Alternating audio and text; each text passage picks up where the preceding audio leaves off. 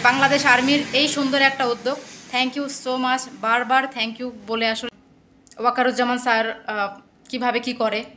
এখন যেহেতু আর্মির উপরে দেশটা, দেখা যাক তিনি কি করেন। লাস্ট তিনি আজকে যে বক্তব্যটা দিলেন যে মাননীয় যে হ্যাঁ মাননীয় যে রাষ্ট্রপতি আছেন, রাষ্ট্রপতির সাথে কথা বলবেন, এই বললো না, রাষ্ট্রপতির সাথে কথা বলার পরে, প্রেসিডেন্টের সাথে কথা বলার পরে উনি সিদ্ধান্ত নেবেন দেশটা আসলে কিভাবে পরিচালনা করা যায়। কিন্তু সব বাংলাদেশ আর্মি আবারও शाम की आर्मी नहीं है, बहुत मुल्कों की आर्मी नहीं, फलस्तीन की इतनी आर्मी नहीं थी, देखो क्या हाल हो रहा है। আর্মি একটা আর্মি দেশকে কতটা ভালোর দিকে এগিয়ে নিয়ে যেতে পারে সেটা প্রমাণ বাংলাদেশ আর্মি। দেশে উড়বে যেন স্বাধীন পতাকা, সবুজের বুকে লাল, সে তো উড়বেই চিরকাল। এখন বাংলাদেশ স্বাধীন হয়ে গেছে। Congratulation Bangladesh. And thank you so much Bangladesh আর্মিকে, ওয়াকারুজ্জামান স্যার স্পেশালি থ্যাঙ্কস আপনাকে, যে এই দেশের এত একটা খারাপ সময়ের মধ্যে আপনি দেশের হাল ধরেছেন, দেশের মানুষের শান্তি ফিরিয়ে এনেছেন, দেশের মানুষকে তাদের সেই আগের দেশটাকে ফিরিয়ে দিতে আপনি এতটা প্রচেষ্টা চালিয়ে যাচ্ছেন। আপনাকে অসংখ্য ধন্যবাদ। আপনাকে কিভাবে ধন্যবাদ দেবো, আমরা অনেক ছোটো মানুষ, আপনাকে ধন্যবাদ দেওয়ার মতো ভাষাও আমাদের নেই। যাই হোক, তো দেশের এরকম একটা সময় আমরা চাই যে দেশে শান্তি আসুক, যাই হোক দেশের জন্য ভালো হোক, সব সময় দেশের শুভ কামনা করি। এই যে এত প্রবলেম গেল, সত্যি কথা বলতে অনেক খারাপ লাগছিল, মনের মধ্যে অনেক বেশি খারাপ লাগছে যে আমাদের ভাই বোনরা এত লোক এইভাবে মারা গেল। তো যাই হোক, হত্যাকাণ্ড ভাঙচুর এগুলো আসলে কখনোই দেশের জন্য ভালো কিছু না।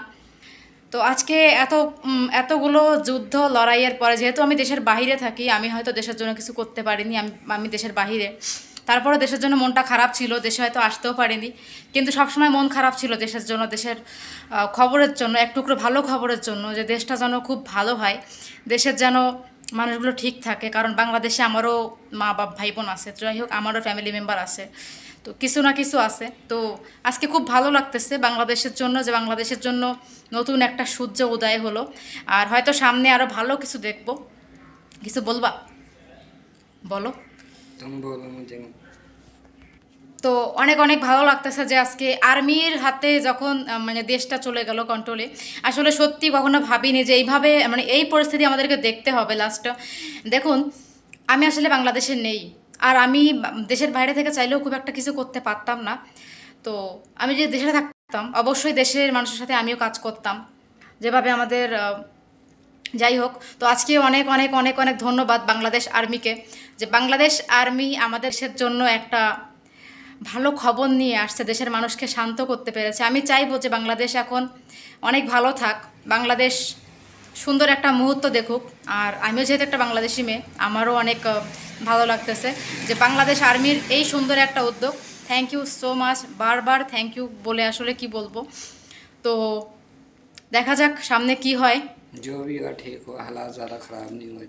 হ্যাঁ, এখন দেখা যাক যে ওয়াকারুজ্জামান স্যার কিভাবে কি করে। এখন যেহেতু আর্মির উপরে দেশটা, দেখা যাক তিনি কি করেন। লাস্ট তিনি আজকে যে বক্তব্যটা দিলেন যে মাননীয় যে হ্যাঁ মাননীয় যে রাষ্ট্রপতি আছেন, রাষ্ট্রপতির সাথে কথা বলবেন, এই বললো না, রাষ্ট্রপতির সাথে কথা বলার পরে, প্রেসিডেন্টের সাথে কথা বলার পরে উনি সিদ্ধান্ত নেবেন দেশটা আসলে কিভাবে পরিচালনা করা যায়।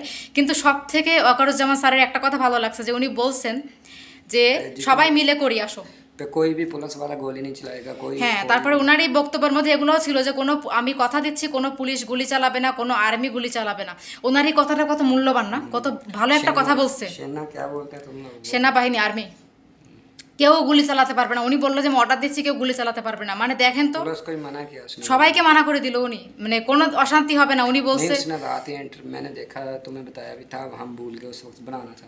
उसने रात ही बोल दिया, फिर जो भी जितने भी बांग्लादेश के सभी मेरे बच्चे हैं, मैं उनके खिलाफ कोई एक्शन नहीं लूँगा, आर्मी को मैं बदनाम होने नहीं दूंगा, शीना को जो भी बोलता है बांग्लादेश। সত্যি আসলে কি বলবো, আর্মি আসলে দেশের জন্য অনেক কাজ করে, এটা আসলে প্রমাণিত। जिस मुल्क की आर्मी नहीं होती वो मुल्क खराब होता है। আর্মি ছাড়া দেশ আসলে ঠিক না, আমি সত্যি বুঝে ফেললাম। আর্মি ছাড়া, আর আসলে আর্মির হেল্প ছাড়া, দেখেন একটা বন্যা হলে কিন্তু আর্মি সবার আগে আসে, যে কোনো সুলভ আসে, ইয়ে আসে, আর্মি চলে আসে আগে। कोई भी मसला करता है, कोई लड़ाई करता है, जंग लड़ता है, দেশের সঙ্গে বিদেশের ঝামেলা হলে আর্মি কিন্তু আগে এগিয়ে আছে। তো একটা আর্মি দেশের জন্য কতটা ইম্পর্টেন্ট। आर्मी बांग्लादेश आर्मी आबारो शाम की आर्मी नहीं है, बहुत मुल्कों की आर्मी नहीं, फलस्तीन की इतनी आर्मी नहीं थी, देखो क्या हाल हो रहा है। आर्मी একটা আর্মি দেশকে কতটা ভালোর দিকে এগিয়ে নিয়ে যেতে পারে সেটা প্রমাণ বাংলাদেশ আর্মি। আজকে আমার লাইফে আমি প্রথমবার দেখলাম, যেহেতু আমি আগের যুদ্ধ কোনো কিছু দেখিনি, আমার লাইফে প্রথমবার দেখলাম যে আর্মির উপরে মানে এতটা প্রভাব পড়ে দেশের, বা এতটা দেশের ভালো তারা করে। তো আমার পার্সোনালি খুব ভালো লেগেছে ওয়াকারুজ্জামান স্যারের বক্তব্যগুলো। তার পুরো বক্তব্যটা আমি এখান থেকে শুনলাম লাইভ। সো ওয়াকারুজ্জামান স্যার যে প্রেস কনফারেন্স করেছিল ঢাকা ক্যান্টনমেন্ট থেকে, পুরোটা আমরা দেখছি বসে। बिल्कुल लाइव देखे इधर এই যে আমাদের টিভিতে পুরোটা লাইভ দেখছি, খুব ভালো লাগছে। लेकिन जो किया उसने बिल्कुल ठीक अच्छा फैसला किया है, क्योंकि ज़्यादा हालात ख़राब होने से और भी लोगों को बात करने का मौका मिलता সো है। স্যার আপনাকে অনেক অনেক ধন্যবাদ, আপনি এভাবেই দেশকে একটা ভালো কিছু দেখাবেন अभी আশা आप করি। सब लोग हमें पता है ज़रूर करोगे, क्योंकि आप कमेंट करोगे पे इतने दिन से ब्लॉग नहीं बनाया था, क्यों नहीं बनाया था, वो भी आपको हम बता देंगे अगले ब्लॉग के अंदर। हाँ। तो अगले ब्लॉग का हमारा इंतज़ार करना। अल्लाह हाफिज़। Thank you Bangladesh army.